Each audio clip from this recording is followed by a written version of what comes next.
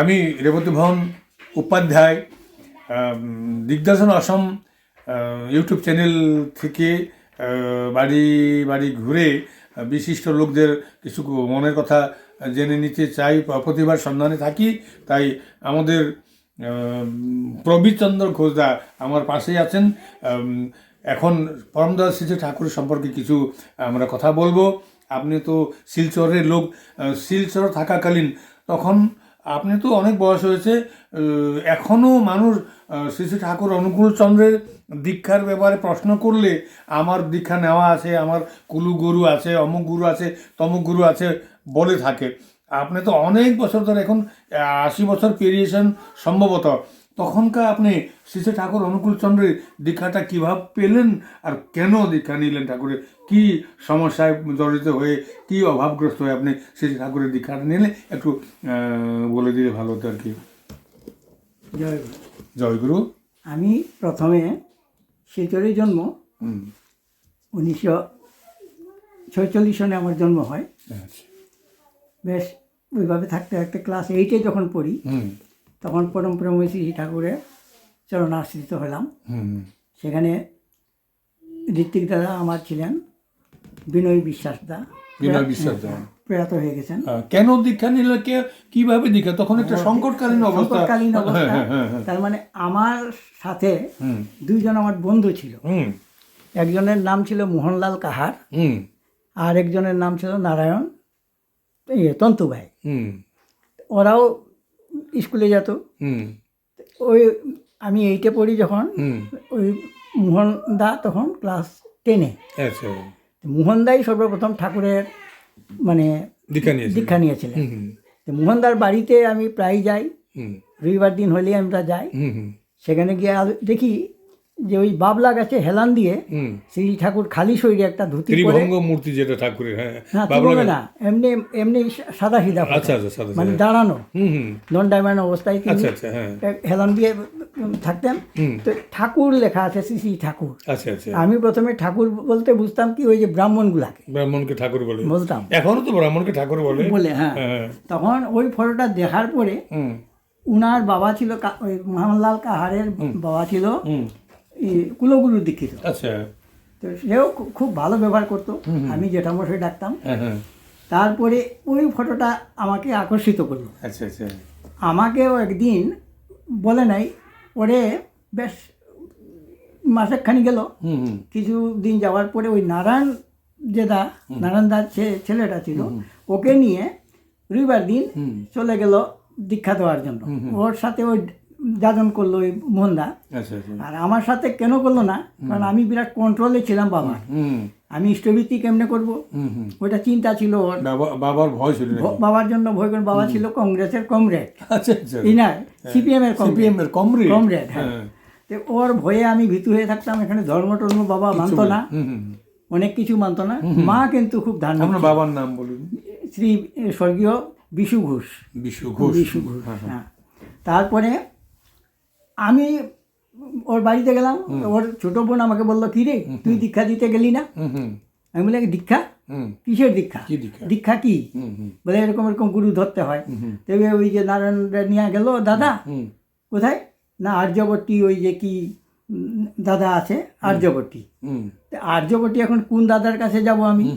এইভাবে আমি পায়ে হাঁটে দৌড়াদৌড়ি করে হাঁটতে হাঁটতে হাঁটতে হাঁটতে মাঝখানে, মানে হাফ প্যান্ট পরা, হাওয়াই শার্ট পরা, আর তখন তো চপ্পল টপল ছিল না, খালি পায়ে যখন যেতাম।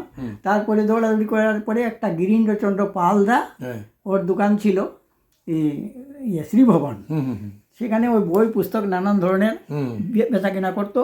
তো ওইখানে আমি গিরিনদাকে বই কিনি ইয়েতেই বললো, কি রে তুই দীক্ষা নিবি না? আমি বলে, আমি কিভাবে দীক্ষা নিব?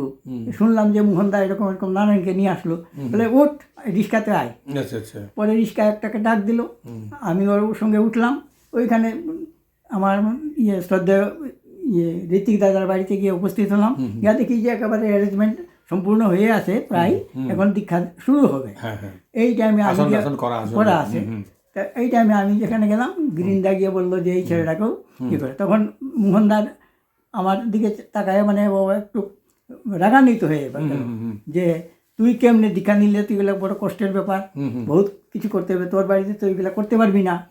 দীক্ষা নেওয়ার পরে না, এখানে না, দীক্ষা নেওয়ার আগেই, দীক্ষা নেওয়ার আগে ওই যে ঋত্বিকের বাড়িতে বললো, তখন গিরিন্দা বললো যে এটা কিচ্ছু না, ঠাকুরের দীক্ষা নিতে আসছে, ওনাকেও দীক্ষা দেওয়া। তখন আমার হাতে পয়সা নাই, কিছু নাই, তখন গিরিন্দা 3 টাকা 1 আনা দিল। 3 টাকা 1 আনা, 1 আনা, 1 আনা তো ইষ্টবৃত্তির জন্য। তখন বললো যে আজকের থেকে এরকম এরকম দীক্ষা হয়ে গেল। দীক্ষার পর্বটা আমার তো সবাই জানেন। তারপরে দীক্ষা হয়ে গেল, বেশ ধ্যান করলাম অনেক। সেই দিন আমার ধ্যান করতে করতে যে এমন একটা অবস্থা হয়েছিল যে অনেক সময় ধ্যান করানো হলো ঋত্বিক দাদা আমাকে দিয়ে। তারপরে আমরা দুইজনেই একসাথে দীক্ষা নিলাম, নারায়ণ দা আর আমি। তারপরে দীক্ষা নিয়ে তারপরে ওইখানেই আমাদের জন্য প্রসাদও ব্যবস্থা করেছিলেন উনি। সেখানে আনন্দবাজার টাজার মতো খিচুড়ি টিচুড়ি বাড়ির থেকে দিল, আমরা খাইলাম। খাওয়ার পরে এখন তো বাড়িতে আসলাম। ঠিক আছে, আপনি বাড়িতে আসেন ঠিক, কিন্তু আপনার বাবা আছেন বিরোধী, ধর্ম টর্ম নীতি নিয়ম কিছুই মানে না, সিপিএম এর লোক, মা সম্ভবত ধর্মশীলা। আচ্ছা, এতগুলি বিরুদ্ধ পরিবেশের মধ্যে আপনি কোন সাহস করে কিভাবে নিলেন এই কথাটা একটু বলুন। ওই যে আমি নিলাম, তার মানে আমার একটা আবেগ আসলো ওই যে ফটোটা দেখার পরে। ওই ফটোটা দেখে সবসময় আকর্ষিত হতাম।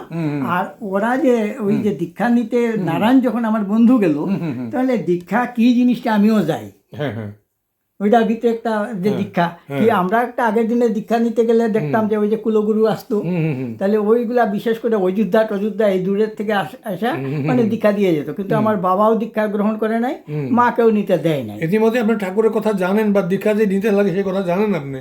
এখন জানি, তখন জানতেন না, তখন তার দীক্ষার আগে কিন্তু জানতাম না। তারপরে স্টুডেন্ট ছিলেন, স্টুডেন্ট তখন ক্লাস 8-এ পড়ি। তারপরে যখন দীক্ষা নিলাম, তারপরে অন্যান্য গুরু ভাই খুব কম ছিল শিলচরে। সেটা ছিল 1962 সনে কথা। হ্যাঁ, 62 সনে। তখন গুরু ভাইয়ের সংখ্যা খুব কম।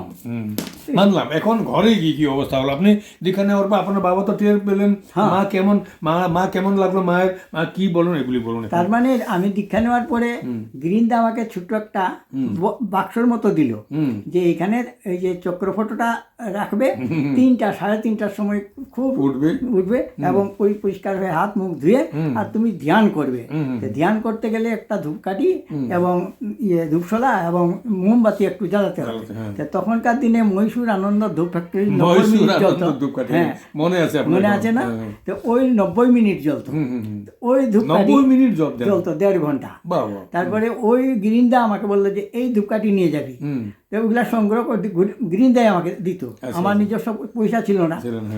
গিরিন্দা ওইগুলা দেওয়ার পরে বেশ আমি এইভাবে মায়ের সাথে একসাথেই বিছানায় থাকতাম। তখন আমি মাকে বললাম যে মা, আমি ওই রুমটায় যাই, আমি সেপারেট থাকবো।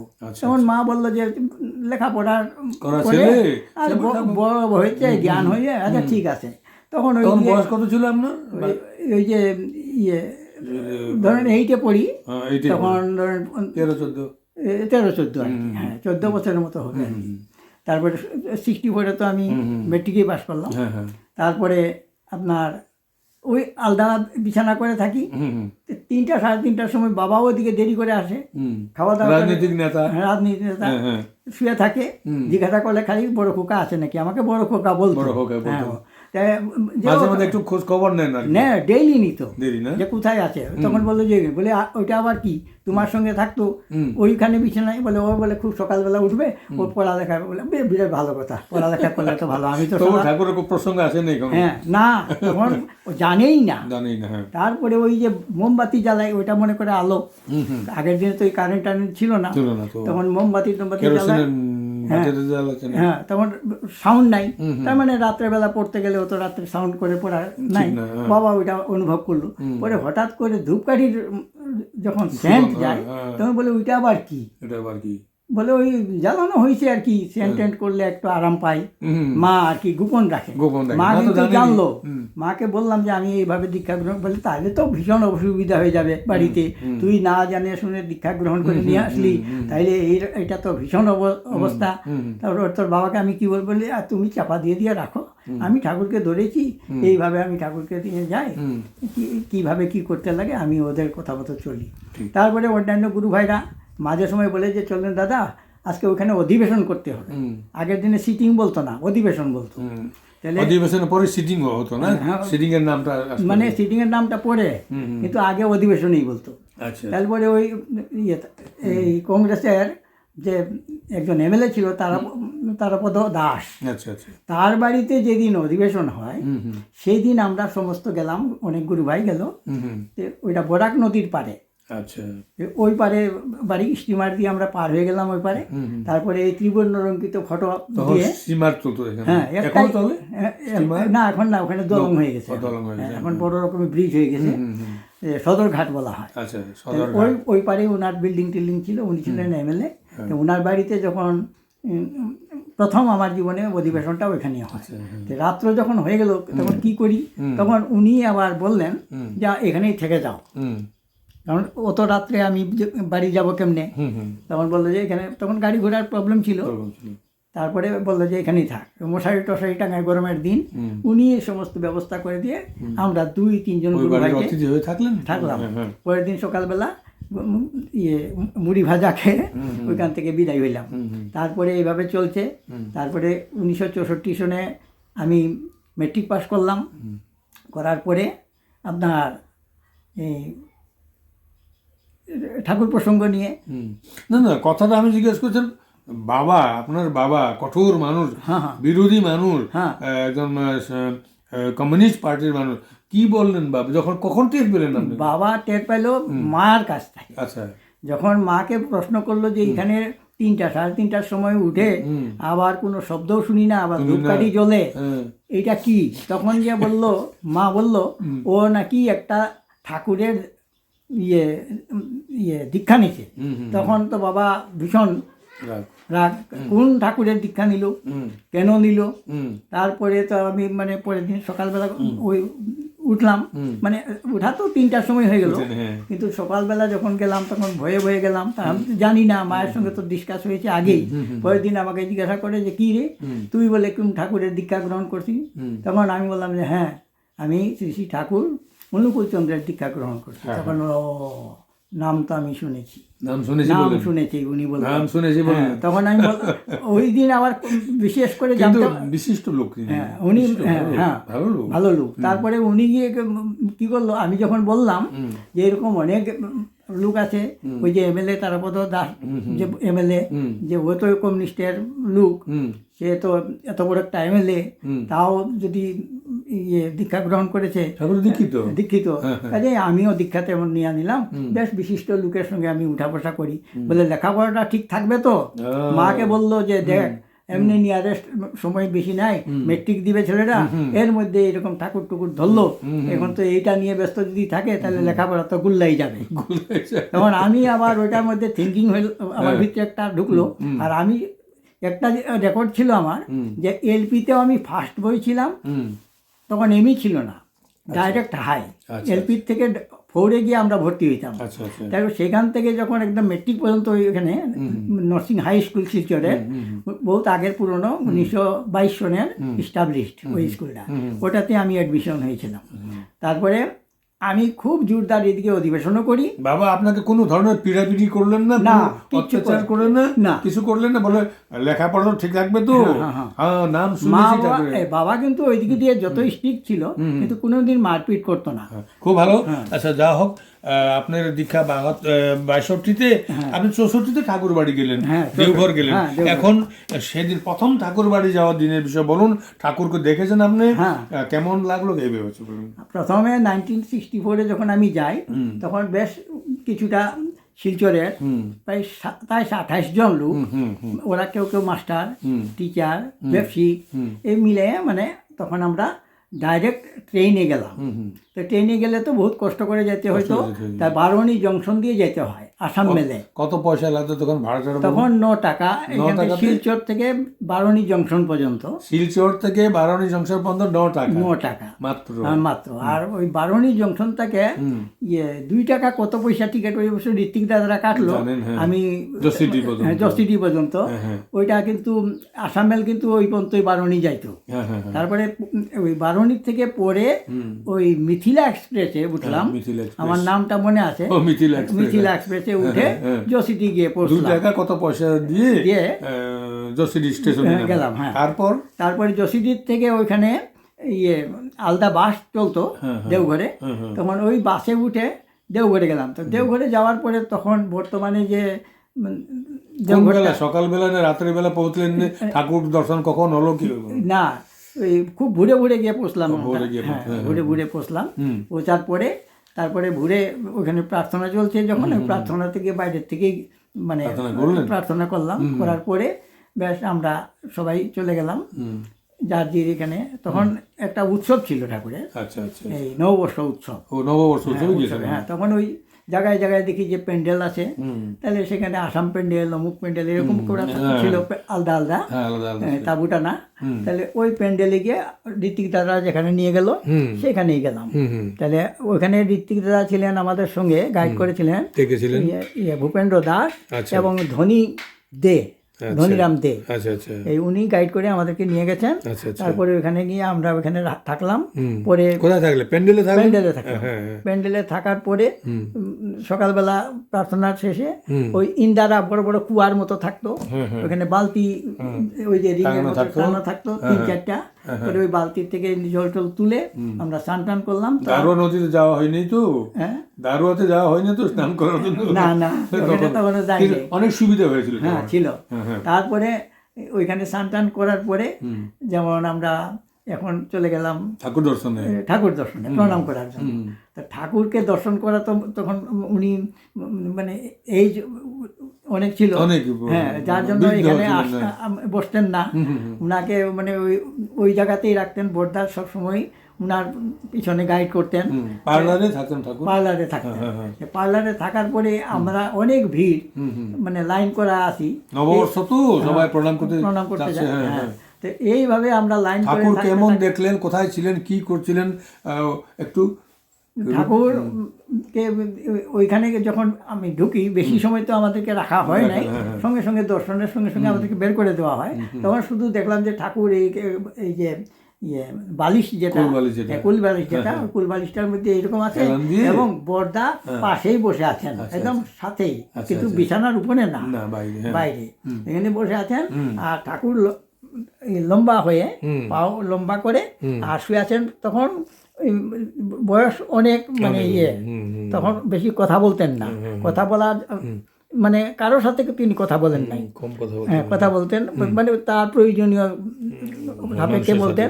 বা পূজ্যবাদ শ্রী বর্দা ছিলেন, উনার সঙ্গে আলোচনা করলে উনি কানে কানে বলতেন, তখন গিয়ে 2-একটা কথা কারোর সঙ্গে কথা বলতো, তখন উনি এটা বলে দিতেন। কিন্তু এমনি ফেস টু ফেস কথা বলতে 75-76 বয়স ছিল তখন শ্রী ঠাকুরের।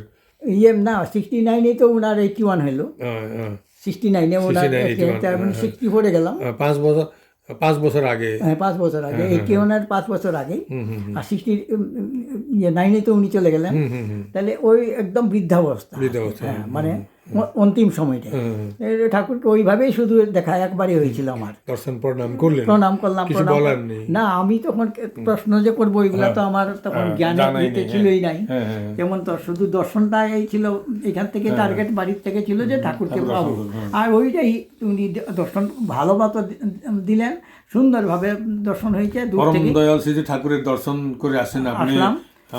সেই আসার পরে আমার যেমন একটা প্রবীরচন্দ্র ঘোষদা, আপনি শ্রী শ্রী ঠাকুরের দর্শন পেয়েছেন, আর আপনাকেও আমরা দর্শন পেয়েছি যে আপনি শ্রী শ্রী ঠাকুরের দর্শন পাওয়ার লোক, ধন্য লোক।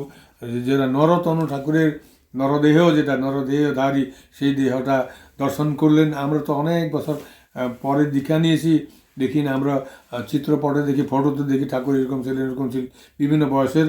আপনি ধন্য, জীবনটাই ধন্য, বহুত ভালো লাগলো। এখন দেওঘরে আপনি ছিলেন কয়েক মাস, তো কার সাথে দেখা হলো, কার সাথে কি সঙ্গ হলো একটু বলুন না। ঠাকুর তো চলে গেলেন, হুম। ঠাকুর প্রয়াত হয়ে চলে যাওয়ার পরে হ্যাঁ। 71-এ আমি দেওঘর যাই। হুম হুম। তারপর তারপরে হুম। 71-এ দেওঘরে যখন গেছি তখন কোনো উৎসব ছিল না। আচ্ছা আচ্ছা। তার মানে আমার এটা একটা দীর্ঘদিনের একটা ইতিহাস আছে। হুম হুম হুম। আমার বাবা ছিলেন শিলচরের ক্যান্টিন কন্ট্রাক্টর। আচ্ছা তো পুলিশ রিজার্ভের ক্যান্টিন যেটা ছিল সেখানে আমাদের ম্যানেজার ছিল সীতেশচন্দ্র দাস। আচ্ছা আচ্ছা। তো সে টাকা পয়সা লুটপাট করে হুম। আমাদের ক্যান্টিন থেকে পালিয়ে যায়। আচ্ছা আচ্ছা আচ্ছা। তো ওর ভাই ছিল কলকাতায়। হুম হুম হুম। তো কলকাতাতে ওই যে ইয়ে এই এই ডুবারটে ডাস লাইনে, হুম হুম সেখানে তো আর আমি খুঁজে বের করতে পারবো না। হুম। তখন বাবা বললো যে ও তো চলেই গেল। তো সেইখানে দেওঘরে যে ও চলে গেল, ও আমার ড্যাড এগেন্স্ট ছিল। আমি যখন ওই ক্যান্টিনে থাকতাম, মালিক হয়ে ওরা যখন কাজ টাজ করতো, আমি যখন আপনার বাবা যখন ঠিকাদার, কন্ট্রাক্টর, আপনি সেখানে কোনো একটা কাজ পেয়েছিলেন, আপনি কাজ করতেন? না না, আমি তো লেখাপড়ার মধ্যেই। আচ্ছা আচ্ছা। তারপরে বসতাম আর কি। আচ্ছা আচ্ছা। আমি বসতাম। হ্যাঁ হ্যাঁ। তখন ওই যে প্রার্থনা করতাম সন্ধ্যার সময়, তো আমি 12 করে যখন বলতাম তখন সে আমাকে বিটলামি করে, মানে রাগ করে বলতে 13। আচ্ছা, ঠাট্টা মশকরা করতো। তখন আমি কাঠের টুকরা নিয়ে ওকে মারছিলাম। ও আচ্ছা আচ্ছা। ওই যে সীতেশচন্দ্র দাস, হ্যাঁ। তাকে আমি কাকু বলতাম। হ্যাঁ হ্যাঁ। তো সে কিন্তু বিবাহ কোনোদিন করে নাই। তারপরে ওইখান থেকে পালিয়ে চলে আসলো টাকা পয়সা মেরে আমাদের। তারপরে দেওঘরে গিয়ে উপস্থিত হয়। তো দেওঘরে যাওয়ার পরে সেখানে থাকে একটা পোস্ট কার্ড দিয়ে চিঠি লেখে আমার কাছে যে আমি এখানে রাম রাজত্বে আছি, আমি এখানে পরম প্রেমী শ্রী ঠাকুর মুকুটচন্দ্রের তখন মানে এখানে আছি। তখন ঠাকুর ছিলেন এই সময়ের কথা। দীক্ষা নেই না, তখন দীক্ষা নিচে দেওঘরে গিয়ে। ঠাকুর তখন ছিলেন বৃদ্ধাবস্থায়। তা সেই সময় চিঠিটা আসলো। চিঠিটা আসার পরে বেশ, আমি তো আর যাই না দেওঘরে, এই করতে করতে পড়ে গেলাম ওই যে 71-এ যাওয়ার পরে তখন তো ঠাকুর তো চলেই গেলেন। তারপরে যখন গেলাম তখন গিয়ে সীতেশচন্দ্র দাসকে ওখানে পাইলাম। সীতেশচন্দ্র দাসের সাথে দেখা, তখন ধীরেন মল্লিক দা, ওই যে ঋত্বিক যে ধীরেন মল্লিক দা ছিলেন, তো ধীরেন মল্লিক দা ওই বোর্ডার বাড়ির পাশেই একটা রুমে থাকতেন। তো ধীরেন মল্লিক দাই মানে ওকে মানে দীক্ষা দিছে। দীক্ষা দেওয়ার পরে সে ওখান থেকে বললো যে কাজ করো, চিঠিতে লিখলো যে আমি এরকম এরকম স্বস্তি নিয়েছি, তুইও স্বস্তি নিয়ে নিবি। হ্যাঁ, প্রয়োজন বোধে আমি যদি কোনো দিন শিলচরে যাই তাহলে এখানে স্বস্তি পরিবেশনীতে আমি থাকি, তো সেইখানে আমি ডেপ করাই না হয় নিয়ে যাবো। তো ওর তো আশা হইলো না, আমি চলে গেলাম। তো দেওঘরে গিয়ে আমি ওর সঙ্গে সাক্ষাৎ করলাম। করার পরে ও ওখানে গিয়ে সবার সঙ্গে বললো যে এরকম এরকম আমি পালিয়ে আসছিলাম ওনাদের ক্যান্টিনের, ওর বাবার ক্যান্টিনের থেকে আমি পয়সা টয়সা মেরে আনছিলাম। স্বীকার করছে ওইখানে দেওঘরে। তখন বললো যে আমাকে মানে হাত ধরে বললো, বাবা তুমি এখানে বলে যাও, আমাকে ক্ষমা করে দাও, আমি হয়তো কোনো কারণবশত করে ফেললাম, কিন্তু আজকে কোনো অপরাধ বোধ হয়েছে না। হ্যাঁ, তখন ও ওইখানে থাকে দেওঘরেই ওকে মানে রাখা হয়। ঠাকুর থাকতেই উনি গেছেন, আর ঠাকুর ওইখানেই তাকে মানে ওই যে স্বস্তি পরিবেশনেতে জায়গা দিল, কারণ বিজনেস করতে যাই তো ওই জন্য। না, সীতেশ দা মারা গেছে। তারপরে সীতেশ দা তখন সীতেশ কাকু আমি বলতাম, তো এই সীতেশ কাকু এখানে সাক্ষাৎ করলো, এ করলো, সবার সঙ্গে সাক্ষাৎ করা হইলো। আচ্ছা, তখন ও তো তখন তো ঠাকুর নাই যখন আমি গেলাম 71-এ। তারপরে ও বেশ কয়েকদিন ছিল, দেওঘরেই উনার প্রাণ ত্যাগ হইলো। আর এখন সেখানে যে ধীরেন মল্লিকদার কথা বললেন, ধীরেন ভট্টাচার্য, এদিকে পিয়ারি মোহন দা, পণ্ডিত দা, বিশিষ্ট লোক ছিল, দেখা হয়েছে। হ্যাঁ, তাদের সাথে কেষ্টদার সঙ্গেও দেখা হয়েছিল। আমি মানে ওনাকে জয়গুরু দিছি। জয়গুরু দেওয়ার পরে উনিও তখন বৃদ্ধাবস্থা। আচ্ছা, উনিও বাড়িতে গেছিলেন আপনি? বাড়িতে না, উনার বাড়িতে যাই নাই। আমি গেছি ওই যে আপনার এই আসামের যে দীনদার বাড়িতে, হ্যাঁ, অশোক আশ্রমে, ওখানে গিয়ে উনার ওইখানে দুপুরে প্রসাদ গ্রহণ করেছি। এতদিনে থাকলে কয় মাস থাকলেন? 9 মাস থাকলেন? না, 9 মাস না, তার মানে আমি প্রায় 1 মাস 9 দিন। 1 মাস 9 দিনে শ্রী বর্দার তো সঙ্গ পেয়েছি। কি বলতেন শ্রী বর্দা, আর কেমন কি সঙ্গ পেলেন? তার মানে সেখানে গিয়ে ওই স্বস্তি পরিবেশনের পিছনেই ইন্দারা একটা ছিল, যে ভিতরে ওই যে মুনমুনি ধামে ঢুকার পথে, তো ওই পিছনের রুমটাই আমি থাকতাম। আচ্ছা আচ্ছা। তারপরে খুব ভোরে উঠে স্নান করতাম, স্নান করে প্রভাত ফেরি কীর্তনে যোগদান করতাম। তো সেখানে মির্ধাদা ছিল, এখানে চাঁদসি মেডিকেল বলে লেখা আছে। তো মির্ধাদা ছিলেন, একজন শিলদা ছিলেন, খুল বাজাইতো। আমিও কিছু কিছু খুল বাজনা জানতাম বলে আমাকেও একটা খুল দিল। তো প্রভাত ফেরি করতে করতে ওইদিকে সমস্ত আমরা প্রভাত ফেরি করে খুল বাজাতেন? হ্যাঁ, খুল বাজাইতাম দুজনে। ওই কীর্তন টন করেন নাকি এখন আপনি? কীর্তন মানে হারমোনিয়াম ধরে না, হারমোনিয়াম পারি না। তারপরে ধরেন ওই প্রভাত ফেরিটা করার পরে আবার মুনমুনি ধামে আসে সমস্ত যন্ত্রপাতি রেখে আমরা আবার শ্রী বর্দাকে আনার জন্য যেতাম। ওইদিক দিয়ে গিয়ে যখন বর্দাকে আনতে যেতাম তখন কার্তিক সরকারদা এবং কার্তিক বিশ্বাসদা থাকতেন ওনার সঙ্গে। সরকার আমাদের সম্পাদক ছিলেন উনি? হ্যাঁ, উনি ছিলেন। তারপরে জীবনদা বলে একজন ছিল, খুব স্বাস্থ্যবান, জীবনদা। উনারা শ্রী বর্দার সঙ্গে ওই দিক থেকে আসতেন। একজন তো জীবন চক্রবর্তী, উনি জীবন চক্রবর্তী, খুব মোটা সোটা করে স্বাস্থ্যবান।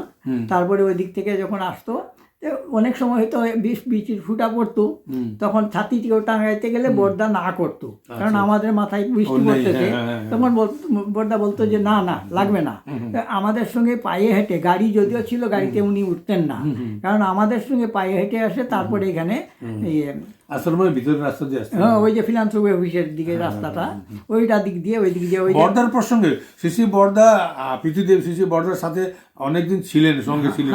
বিশেষ কথা কিছু মনে আছে নাকি? বর্দা এই কথাটা বলতেন, এই গল্পটা বলতেন, এরকম কিছু আছে নাকি? প্রথম যেদিন সাক্ষাৎ হয় তখন আমাকে বললে, এই আমি ধুতি পরা এবং গেঞ্জি পরা আমার শরীরে।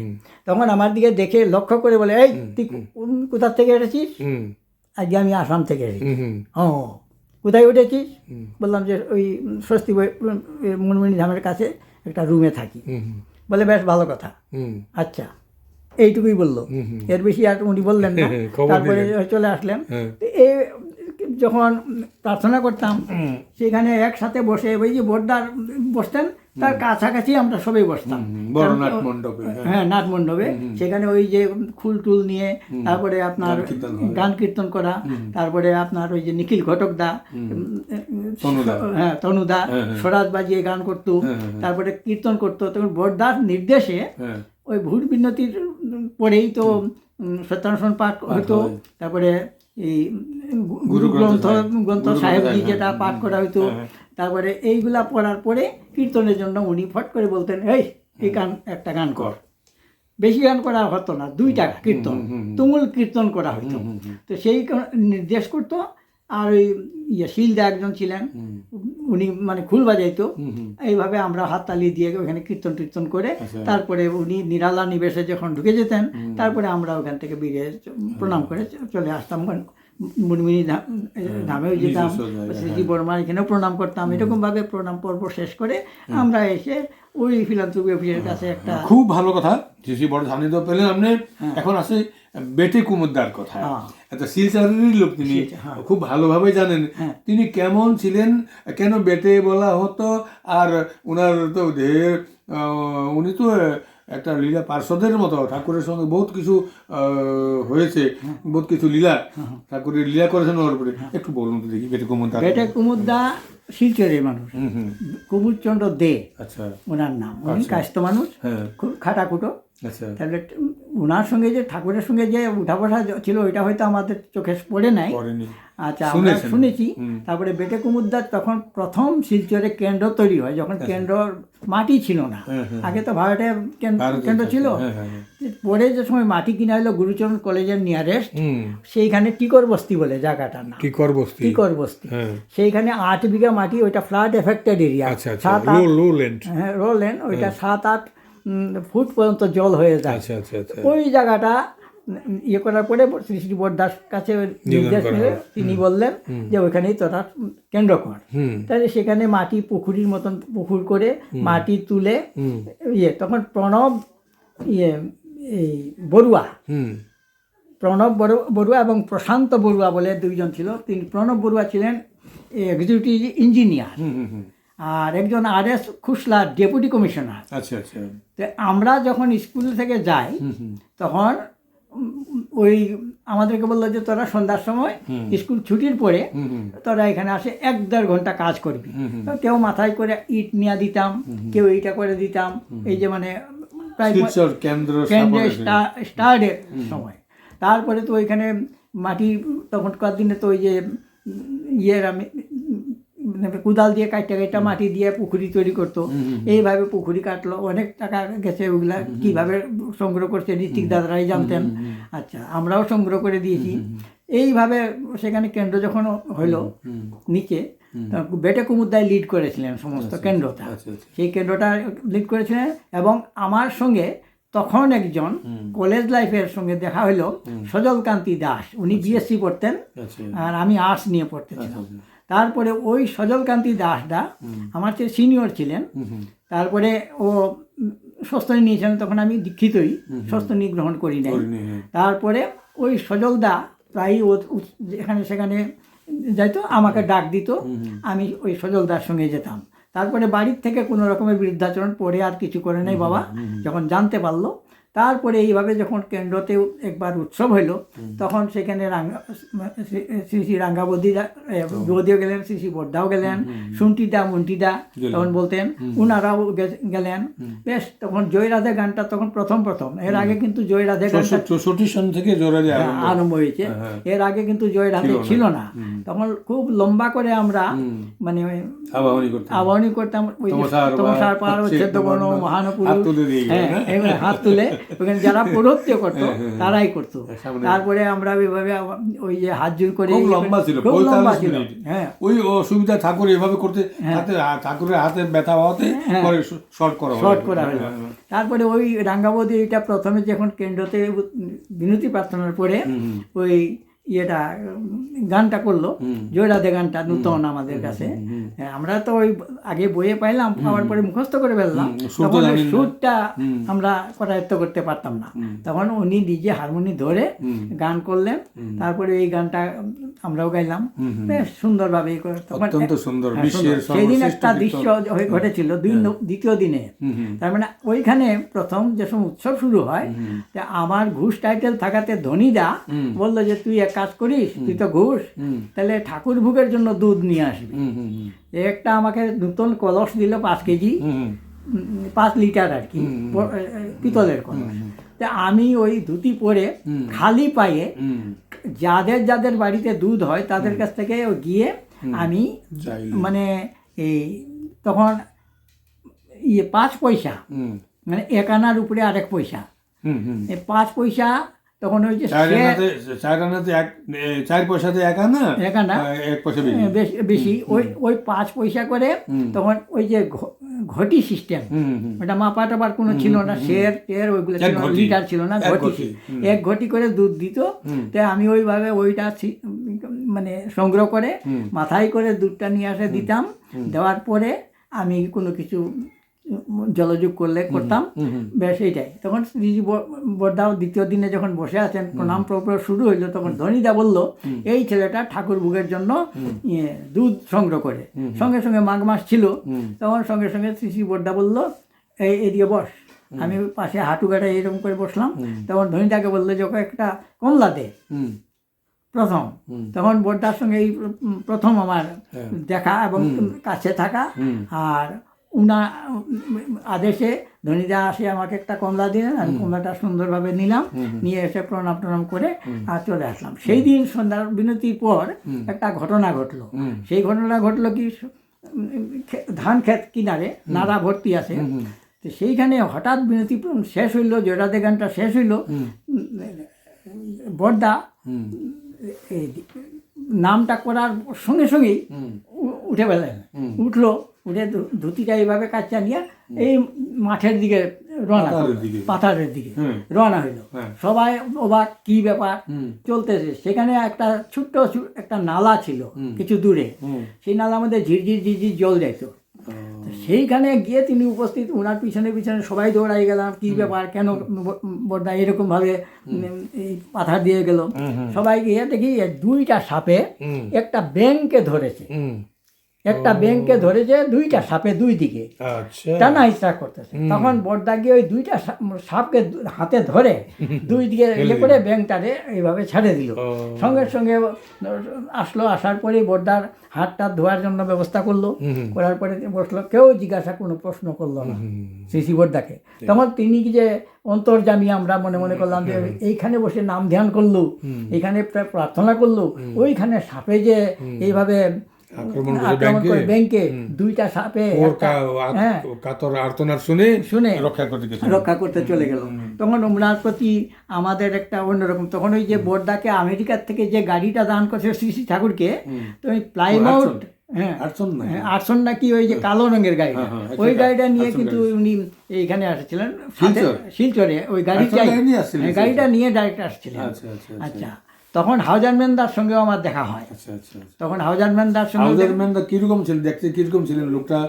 একটু পায়ের যেমন দুঃখ, একটু ল্যাংড়া টাইপের হাঁটতো, বেশি উঁচা ছিলেন না, মানে স্বাভাবিক ছিলেন, কিন্তু পরিষ্কার একটু ছিলেন, বাংলা কথাও বলতো।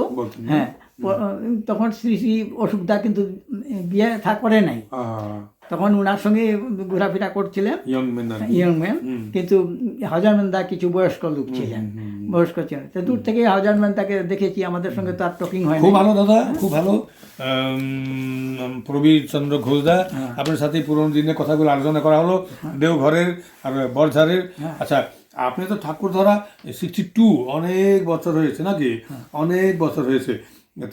তো ঠাকুর ধরে, ঠাকুর সম্পর্কে উপলব্ধিটা, ঠাকুর কে, ঠাকুরকে ধরে মানুষের কি হয় কি না হয়, আপনার জীবনে কি হলো কি না হলো, একটু সংক্ষেপে আমাদের দর্শকদের জন্য কিছু একটু বলা লাগবে। আর বর্তমান যুগের মানুষের কর্তব্যটা কি, এটা বলে দেবেন।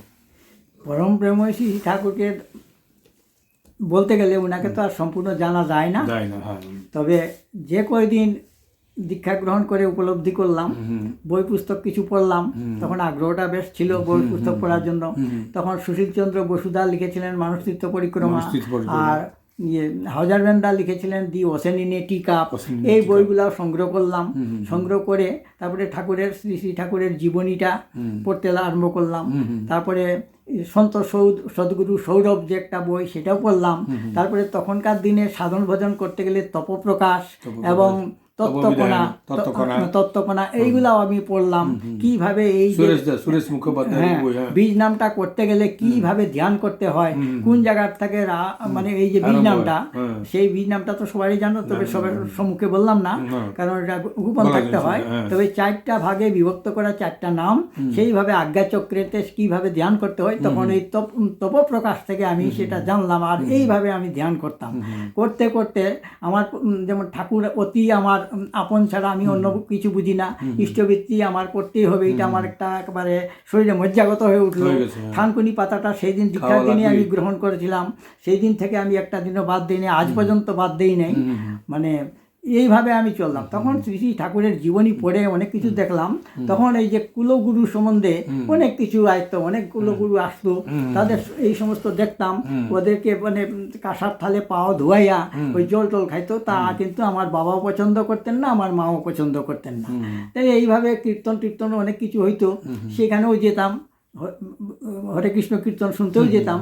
যাওয়ার পরে সেই ওদের যে ভাবগুলা দেখার পরে ঠাকুরের যে ভাবের সাথে একটা ফার ডিফারেন্স পাইলাম, যে ওদের পা ছুঁয়ে প্রণাম করা আর ঠাকুরের নির্দেশে আছে এখানে যে পা ছুঁয়ে প্রণাম করা না। হ্যাঁ, তখন অনেক কিছু ঠাকুরের বাণীও পড়েছিলাম, সেখানে বলেছে যে যতখানি শরীর লম্বা ততখানি ভুঁই বাদ, করলে প্রণাম পাবি মনে আনন্দ প্রসাদ। তাইলে দেখা যায় আমার শরীরটা যত বড় কতটুকু আমার দূরে থাকতে হবে। আচ্ছা, শ্রেষ্ঠ জনে করলে প্রণাম ঠেকিয়ে মাথা নিয়ত পায়, তোর কিন্তু ভালো হলো তার ইউটিক হয়ে যায়। এই ধরনের বিভিন্ন বহুত ছড়া উনি দিয়ে গেছেন বাণী আকারে, সেইগুলো আমি অনেক পড়েছিলাম। পড়ে সেই ধরনের জিনিসগুলো যখন আমার ভিতরে আসতে লাগলো, তারপরে ঠাকুর যে স্বয়ং কলিযুগে যে কল্কি অবতার, তিনি পূর্ণ পুঁথিও আমি পড়েছি, সেইটাতে আমি উপলব্ধি করতে পারলাম যে কলি আলাদা। কলি মানে দ্যাট মিনস কলিটা হলো একটা যুগের নাম, আর কলি যুগটাতে কল্কি অবতার ওইটা আলাদা একটা জিনিস। কারণ অবতারের সাথে যুগের নামের সঙ্গে কলি আর কলকি, হুম। দুইটা জিনিস। কলিযুগ আলাদা, কলকি অবতার আলাদা। হ্যাঁ, তো কলি বলতে গেলে কি, যারা জঘন্য কাজকর্মের মধ্যে ব্যস্ত আছে তারাই হলো কলি। আর ঠাকুর আসলেন কলকি অবতার হয়ে, তখন দেখা গেল যে এখানে উনি 5টা নীতি নিয়ে আসলেন। এই 5টা নীতি যজন যাজন ইষ্টবৃত্তি স্বস্ত সদাচার, এই 5টা বিধান নিয়ে আসলেন। আর এই বিধানটা নিয়ে যারা চলে, মেইন উদ্দেশ্য হলো ঠাকুরের বাঁচা বাড়া, যে বাঁচতে নরে যা যা লাগে তাই তো নিয়ে ধর্ম জাগে। তাহলে নর মানে আমরা বাঁচতে গেলে কি কি লাগে, শুধু আমাদের বাঁচা বাড়াটা যাবে। দ্বিতীয় বিবাহ বিধারণাটা তিনি দিলেন, সেই বিবাহের মানে অনুলোম প্রতিলোম বিভিন্ন ধরনের তিনি চলার জন্য ব্যবসা বাণিজ্যের থেকে আরম্ভ করে কোনো কিছু ত্রুটি তিনি রাখেন নেই। ওনার সঙ্গে সংস্পর্শ করতে বহুত বড় বড় বিজ্ঞানী এসেছেন, ওগুলো আমরা আলোচনা প্রসঙ্গে পেয়েছি। এবং সেই প্রসঙ্গে আলোচনা করতে করতে আমি শ্রী ঠাকুরকে দেখলাম যে বর্তমানে কলিযুগে কলকি অবতার তিনি ছিলেন, কারণ তিনি এসেছেন আমাদেরকে উদ্ধার করার জন্য। যার উপরে সংস্কার আছে, তার এইরকম সংস্কার ছাড়া আর কোনো সংস্কারই কোনো একটা মানে কুলগুরুর কাছে পাওয়া যাবে না। একটা কথা মনে হলো আমার গান, এবার আসিয়াছ হরি নিয়ে নামের তরি, হ্যাঁ, আমাকে নিয়ে পার করে, নাকি? হ্যাঁ, হ্যাঁ, ওই গানটা আমাদেরকে সবাইকে পার করাবেন। আমরা তো বৃত্তিতে নিমজ্জিত হয়ে আছি, যাহা ইচ্ছা তাহা করি, ঠিক মতো চলতে পারি না। তো আমাদেরকে উদ্ধার করার জন্য শ্রী ঠাকুর অনুকূল চন্দ্র নরতনু নিয়ে শ্রী ভগবান ধর্মপতি এসেছেন, সেই উপলব্ধি আপনার ভিতরে আছে। বহুত বহুত ধন্যবাদ। সেখানে ধরেন ঠাকুর যে কিশোরীদার, শ্রদ্ধেয় কিশোরীদার সঙ্গে ছিলেন, কিশোরী মোহনের একটা গান ছিল যে অকুল ভব সাগর বাড়ি পার হবিকে আইরে আয়, ভবের কান্ডারি শ্রীগুরু লয়ে আমার ভগ্ন তরি ভেসে যায়। এই গানগুলো আমরা করতাম, তুমুল কীর্তন এগুলা আগের দিনে। ধন্যবাদ আপনাকে প্রবীর চন্দ্র ঘোষদা, আপনার সাথে কিছু কথা হলো, অনেক কথাই হলো ঠাকুরের, অনেক বাকি রয়েছে, সময়তে আমরা করব। তো অনেক সময় হলো, দিগদর্শন আশ্রমের চ্যানেলের মারফত এই বাণীটা সব দিকে ছড়িয়ে দেওয়ার জন্য আমরা চেষ্টা করব। আপনি ভালো থাকুন, কুশলে থাকুন, দীর্ঘজীবী হন। আবার দেখা হবে আজকের মতো এখানে। জয়গুরু, জয়গুরু দাদা।